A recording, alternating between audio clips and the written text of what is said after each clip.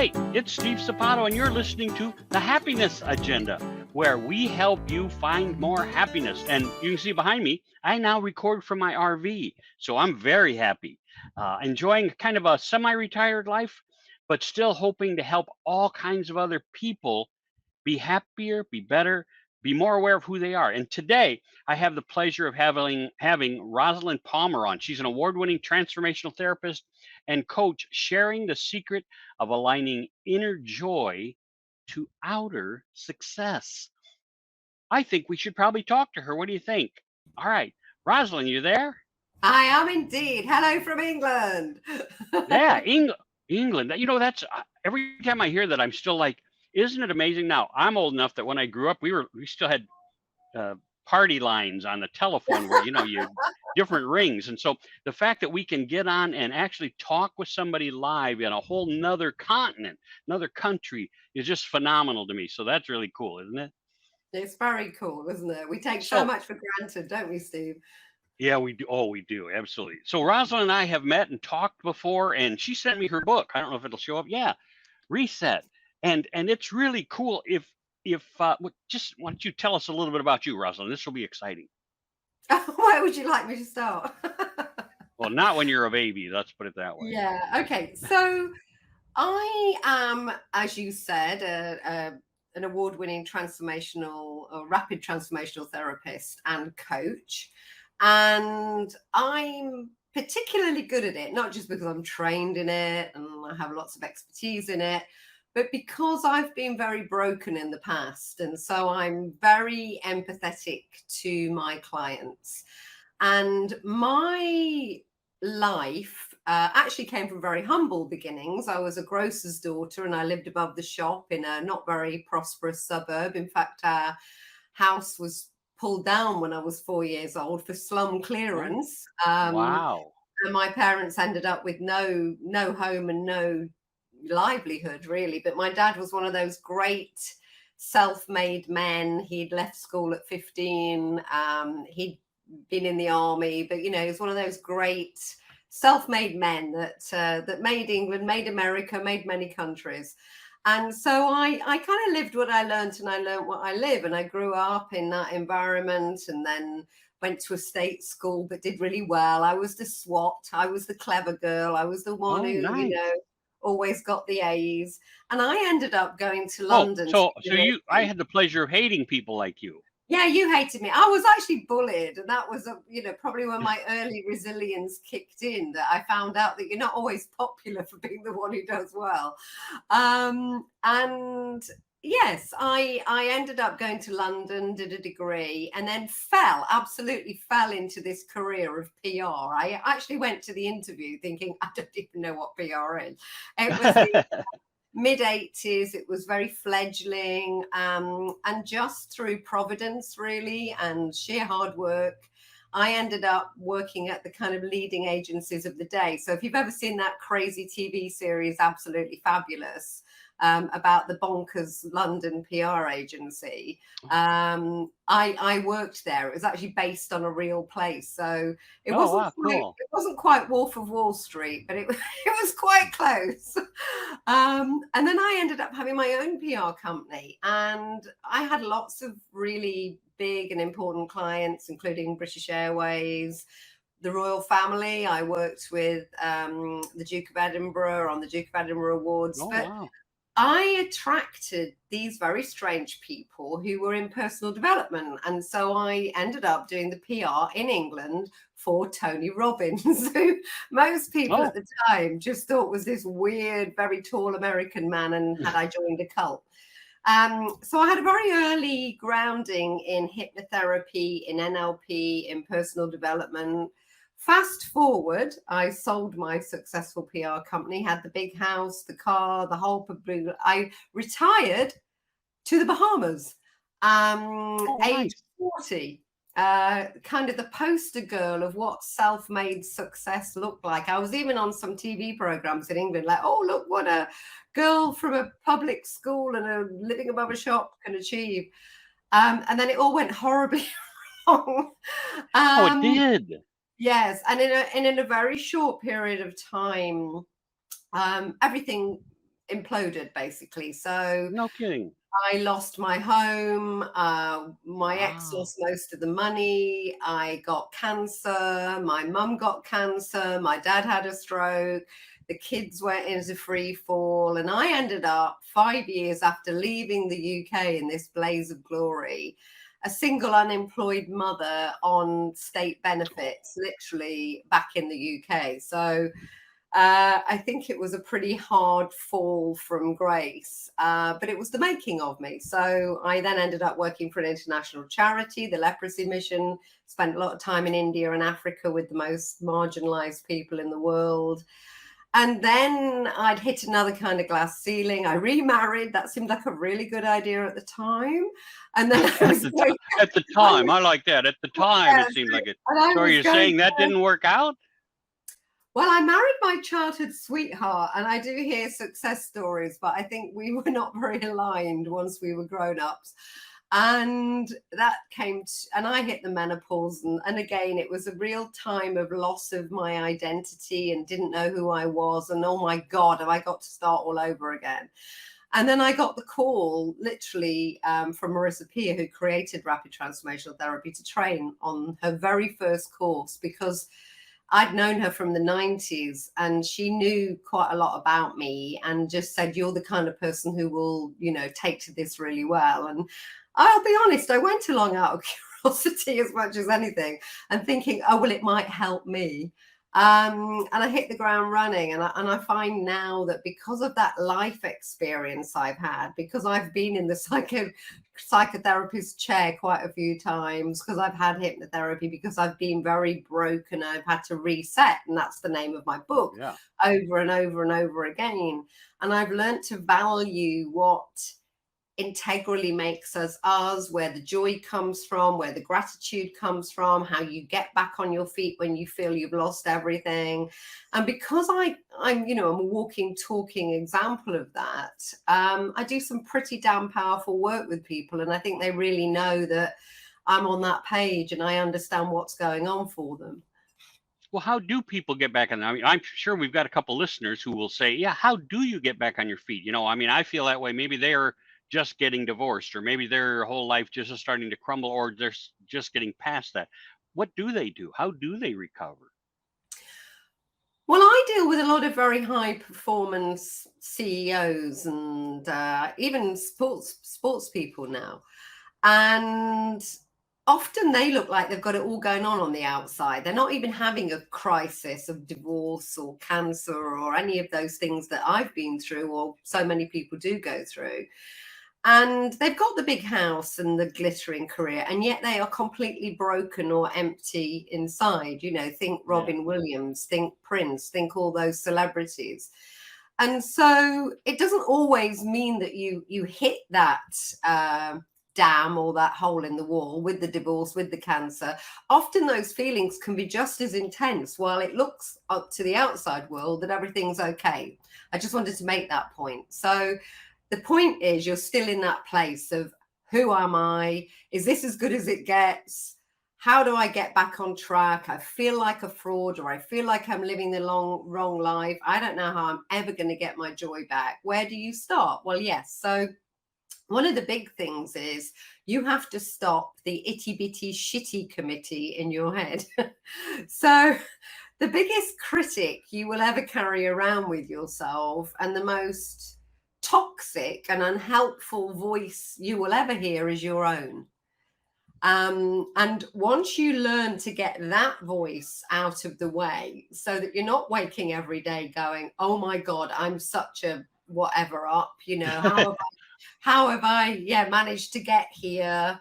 What a Nobody loser I am. What a What horrible a person news I why am. nobody Everybody will ever hates love me. me. Why did I make that mistake again? I'm too old to Again. find love, or whatever those really unhelpful suggestions are that are Yeah. going on.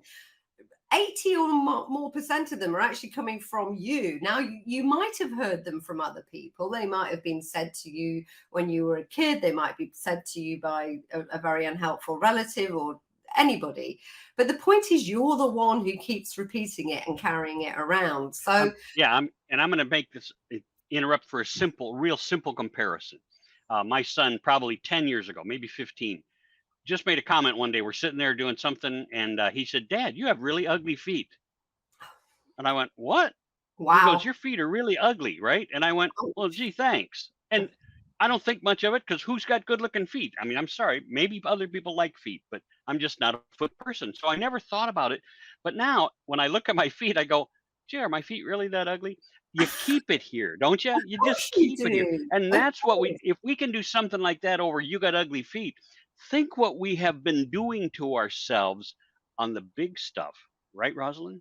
100%. So, in psychology terms, it's known as the internal corrections officer. So, it'll go right back to yeah, and right when you're a child, I think you hear the word no and the word don't, probably about 7 or 8 times to every positive word. So, and of course, a lot of the time people are trying to help you, don't put your hand in the fire, don't go to the edge of that mountain, there's no safety rail, don't cross the road without looking, but it becomes more and more and more, don't forget your whatever, don't fail at this test, don't let us down, don't forget that our family never amounts to anything, don't, you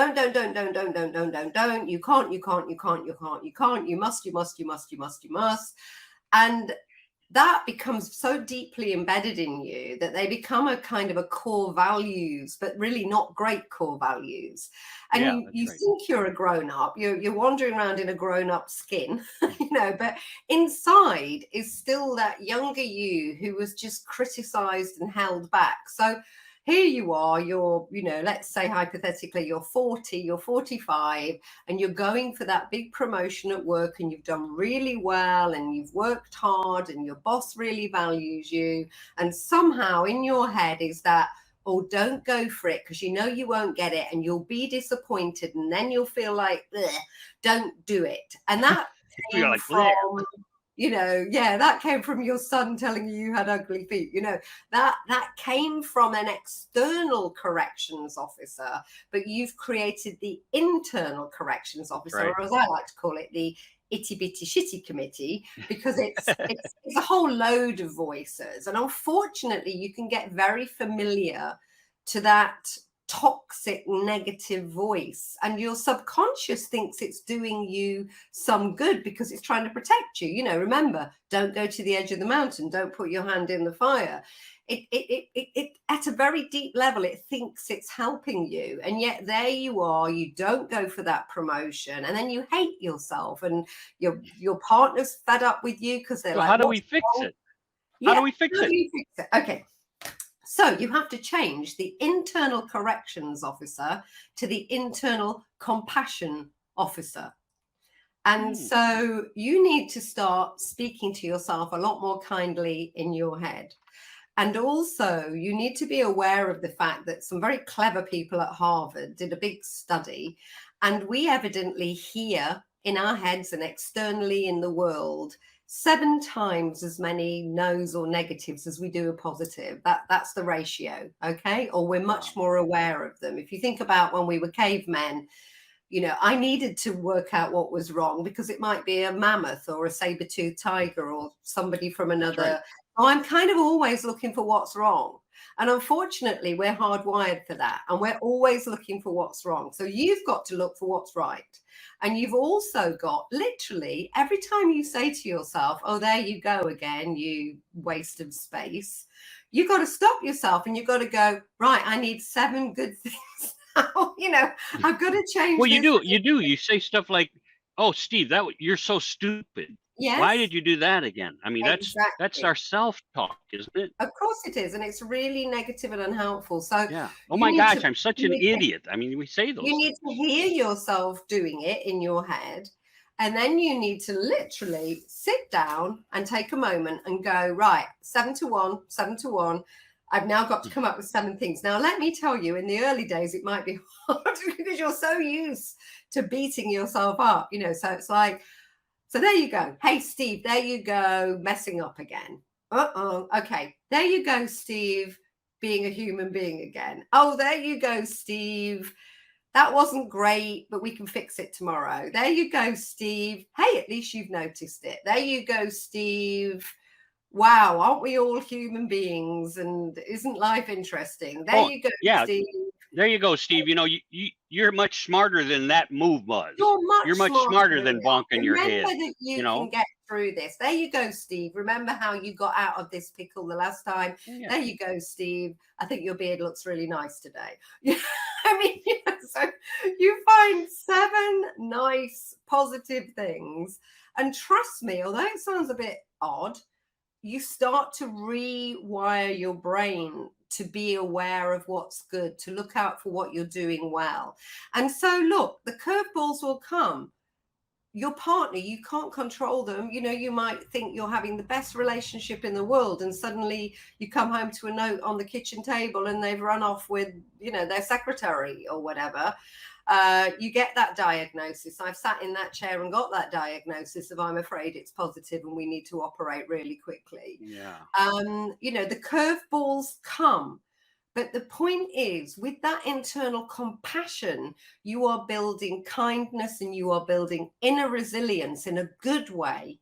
And so when the curveballs come, you are much, much more able to deal with them and roll with the punches. And remember that you have phenomenal coping skills and that this too shall pass. And you will get through it so much better, so much kinder to yourself, so much more whole. And if you're in that place where the challenges have all come and you feel broken, then start today with the 7 things. Start today. You can create a magic jar or a wonderful, get an empty jar and notice 7 things that are lovely today. Even if it's just, I like that flower, or that tree was nice, or somebody said something lovely to me. That's and I've heard that all kinds of different ways, but especially if you look at her book, Reset, take that thought and sit down one night with maybe your kids, your spouse, whoever you're sitting with, right? Your partner, and just write down positive things and put them into this jar that she just talked about. Put them into the jar. So every time you say, "Oh man, what a crappy day. I just hate myself for this." Then just start reaching into the jar and pulling out 3 or 4 things and reading them back to yourself. You read them Totally. back and you go, "But I got a wonderful loving child," or I'm absolutely, having a great day. And you go, I'm not having a great day. No, read that again. I'm having a great day.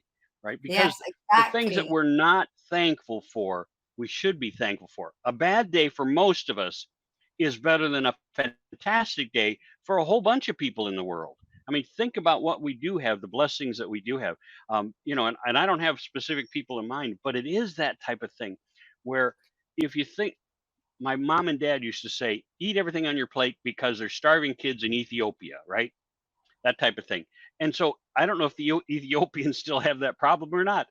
But what I want you to think about is a bad day for me here in the United States, especially, we have so many blessings, is better than the best day that starving child in Ethiopia could hope for. So we should always be thankful, even in our worst situation. Um, Thankful for what we do have. Yep, we're going to have problems. I've been divorced twice. The wife who just walked out of the RV door is a wonderful third spouse for me, and we have absolutely a phenomenal relationship. But it didn't happen like when I was 25. It happened when I was 65. And so we have to look at the things that they can always get better, and they almost always do, don't they, Rosalind? Well, they do. And you're saying such truths, Steve. You really are. I mean, there's a saying, your nightmare is somebody else's dream. So when you're stuck in traffic going, oh my God, I hate this traffic, it's such a nightmare. Just remember there are probably 80% of the people in the world going, I wish I had a car. I wish I Yeah, had a job. that's right. My I children wish are I wasn't driving. walking or taking a My cart. children are driving me insane. How many people are having IVF? How many people can't conceive or have maybe just had a miscarriage? Your nightmare, and exactly like you said, and I've actually been to Ethiopia because when I was head of marketing for the leprosy mission, I went to Ethiopia with a very leading UK member of parliament. And I have seen people in villages in Ethiopia and Niger and Mozambique and many other African and Indian countries, and in Mumbai and in Delhi, who have nothing. I mean, nothing. I mean, I have been in an underpass in Mumbai, where there's 6 lanes of traffic going above you in 45-degree heat, and the people under it are under tarpaulin, and that's all they have with a cup. So You know, I it's a great leveler, let me tell you. When it's you've been interesting. Yeah, you said, and it is phenomenal that here we are 60 years later, and the people in Ethiopia, not everybody, but a bunch of them, are still suffer from those conditions. there. Mm, We have the opportunities in the world to help so many people. Um, I always talk. I talk in generalities. So, United States supposedly just sent $40 billion over to Ukraine, and I think, wow, for $40 billion, think what we could have done here in the United States. Think how I many know. changes we could have made. I'm on the And then at same the page. same time, yeah, and then at the same time, that I'll say Beyonce. I think it was Beyonce a year ago. Uh, it was reported that she and her husband bought a $30 million, I'll say Mercedes Benz, could have been a Rolls Royce, but a $30 million car. And you're like, for $30 million, you could have changed a whole school system Yeah. and made it phenomenal. Built a So hospital. it's a yeah, it's amazing to me that we have so much Mm. going for us, and yet we Let me don't tell you help everybody around us. But let me tell you something else as well, Yeah. because I've been there, okay? I have been there genuinely. I've been in Ethiopia, I've been in India, I've stood amongst, and people with leprosy are the most marginalized. They're the poorest of the poor. They're Yeah, I mean, totally, truthfully, in India, they're below the I'm gonna untouchables. I'm gonna They're, interrupt you. I didn't even know leprosy was still. I mean, yeah, they said it in the Bible, and you saw it on TV yeah, from where Jesus went and healed the lepers, but you exactly. don't know that it's Better. still a thing. Yeah, and lots, and they are mostly the most ostracized people in the world, And yeah, I've also lived in the Bahamas. I moved and lived in the Bahamas. I've lived, and my children went to a gated community school where Sean Connery and all the celebs and the billionaire. I've rubbed shoulders with billionaires. And one thing really struck me when I was in Niger in 45-degree heat in the middle of nowhere, and a child was playing with the lens out of a sunglasser, not even the pair of sunglasses, but the lens. And he was kind of playing with it, and I was watching him. And it's hard to say this without it sounding patronizing, and 100% that's not where my heart is. But I saw joy and I saw connection in a lot of those communities. Of course, I saw suffering and poverty, and I'm sure in a heartbeat they would want what we have. But I've seen the people behind the gated communities miserable, drinking gin at 11 o'clock in the morning because they got to get through another day.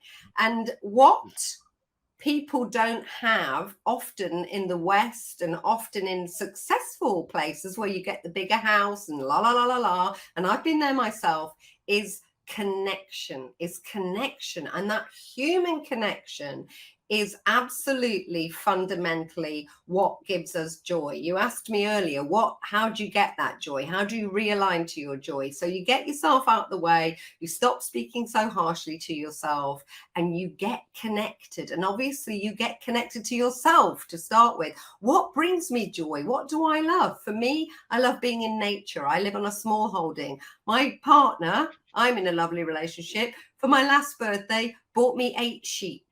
I've Sheep, had like sheep. 8 sheep. Sheep. They're absolutely adorable. Animals make me happy. Nature makes me happy. Walking barefoot across the lawn makes me happy. Just taking time to sit and drink my tea and watch the So, birds. how do they get in touch with you if they want more information? If they want to find out more how to get their own joy out of their own head, how do they get in touch with you, Rosalind? So my website's probably the best mothership to go to, which is Rosalyn Palmer, Rosalyn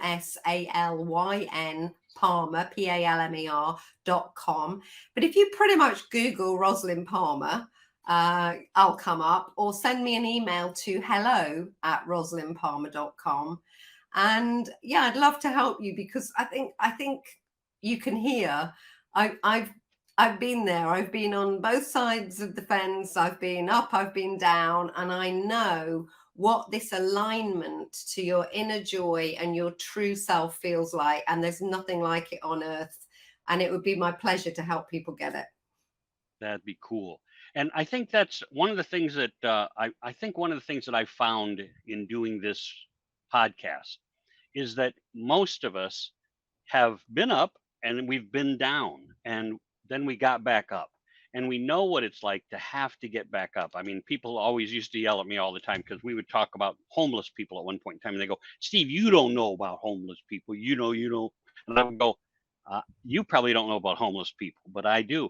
And the difference was, I think I would say it 1 ounce of courage, the difference between myself and a homeless person. I spent 3 months in a sleeping room, which was a giant 2-story old house where each room, somebody else lived with one bathroom for the whole house. And for 3 months, I lived in that because I was bankrupt. I'd gone out of business. I didn't have a car. I lost all my, they came and repossessed everything out of my apartment. Wow. So I was down at the bottom and I could have just said, now I couldn't have said it because it wasn't in my head, but I No. certainly appreciate how somebody else could have said, I'm done. I'm not even going to try anymore. Yes. Instead, I borrowed somebody's bicycle, got myself a part-time job at a restaurant waiting tables and started over.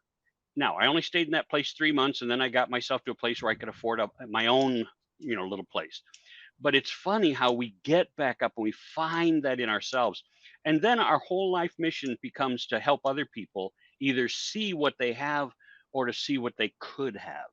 And isn't that 100%. what yeah, that's Well, what you love doing. You can see it in your that's attitude. it. Because I love the Wizard of Oz, and the great and powerful Oz. They think he's going to fix everything, and then they find a man behind a curtain. Yeah. And I know most people are behind the curtain, and they're afraid that people are going to find them out, and they're scared to come out from behind that curtain because they don't feel that they're very great or powerful. Well, they are. They just need to get back into that, back into their true sense, back into their true alignment. We are all born more, I think there's a saying, isn't there, which I think is most people, they're afraid of how amazing they can be and how great they can be. And what a wonderful world. Somebody tap into that. had that. Yeah, somebody had that. Most people lead lives of quiet desperation.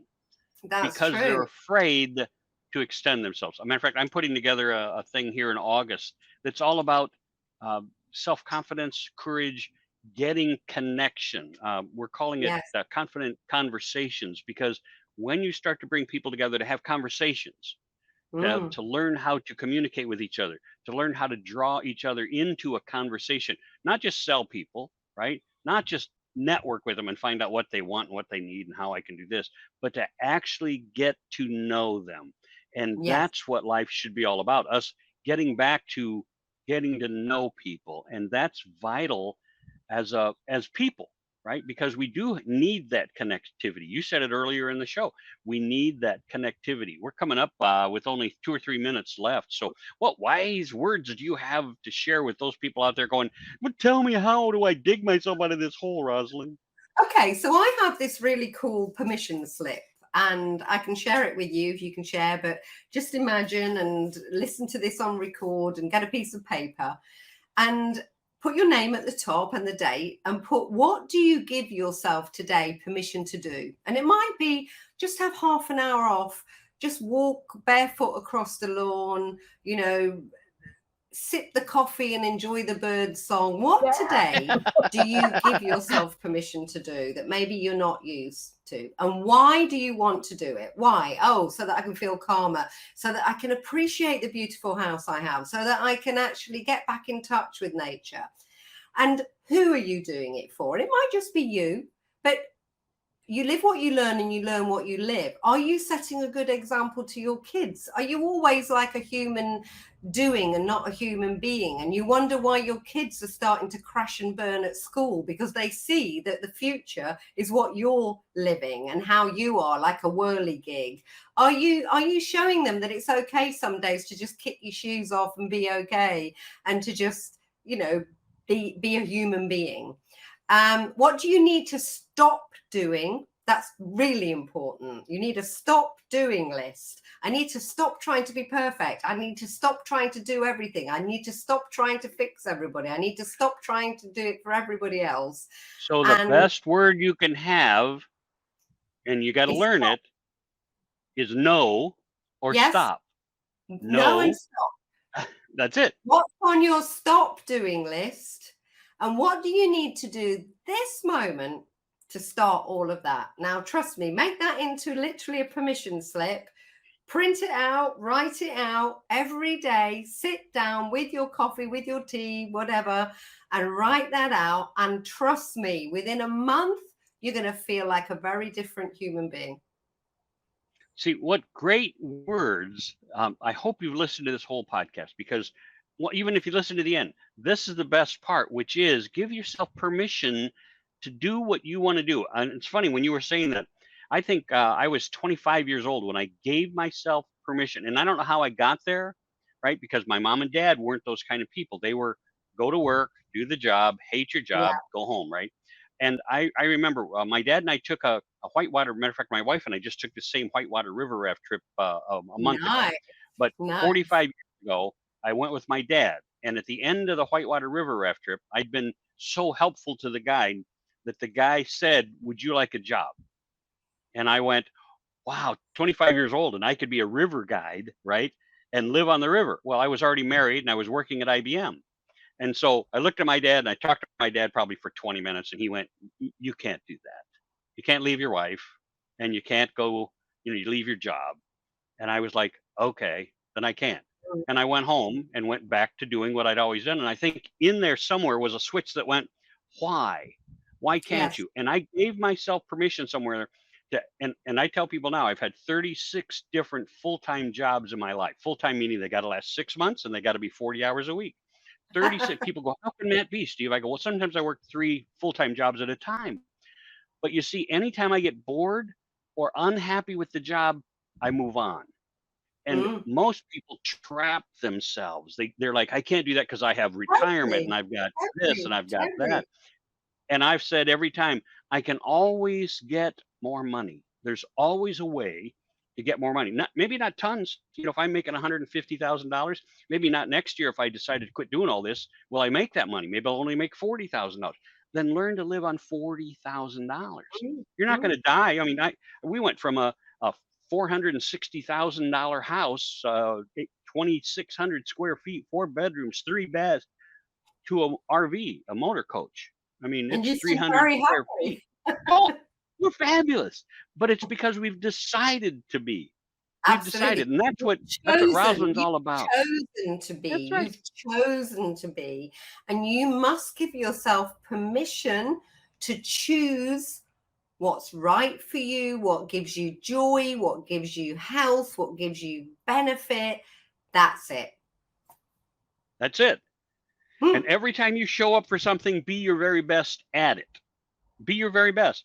If you're going to be a failure, be a great failure. Go out with Yes, a exactly. flashbang, I've, right? I've That sounds managed it quite crazy. a few times, but See, guess that's right. what?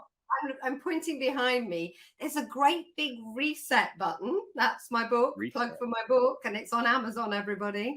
You can press that reset button over and over and over again, and you learn from, what didn't go right before. Trust me, I've been there. Cool. So, and how do they get a hold of you again, Rosalind? RosalynPalmer.com, the book's on Amazon, or email me at hello@rosalynpalmer.com. And there's lots of freebies and advice, and I've got a great newsletter. So go to the website, rosalynpalmer.com, and I look forward to connecting with more people. Hey, great having you on the show today, Rosalind. Yes, You thank were you. exciting and wonderful. Appreciate it. I really appreciate you having me on, Steve. Thank Yeah, you. thanks. All right. If there's anything else we can do for you folks, please let us know. I'm Steve Sapato. You can reach me at steve@stevesapato.com. And of course, you're listening to the Happiness Agenda. And please click the button and subscribe. You never know what you're going to learn and how well you're going to learn it. I hope you have a blessed day. God bless. Yeah.